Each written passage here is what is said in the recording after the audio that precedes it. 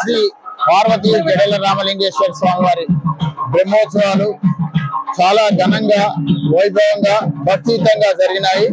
ఇటు కార్యక్రమంలో మనం జరుపుకున్నటువంటి స్వామివారి కళ్యాణోత్సవానికి ముఖ్య అతిథిగా గౌరవ శాసనసభ్యులు నగరకల్ వేముల వీరేశం గారితో పాటు ప్రభుత్వం తరఫున జిల్లా అడ్మినిస్ట్రేషన్ తరఫున ఆర్డీఓగా నేను ఇక్కడికి రావడం జరిగింది.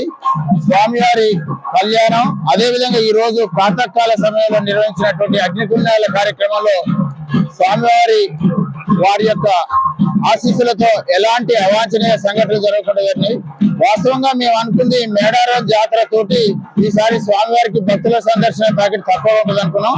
అనూహ్యంగా స్వామివారి కళ్యాణం పూర్తయిన తర్వాత ఉదయం 8 గంటల నుంచి సాయంత్రం 6 గంటల వరకు విశేషంగా సుమారుగా మా అంచనా మేరకు 2 లక్షల వరకు స్వామివారిని భక్తులు సందర్శించుకొని వారి యొక్క కోరికలు తీర్చుకోవడం జరిగింది.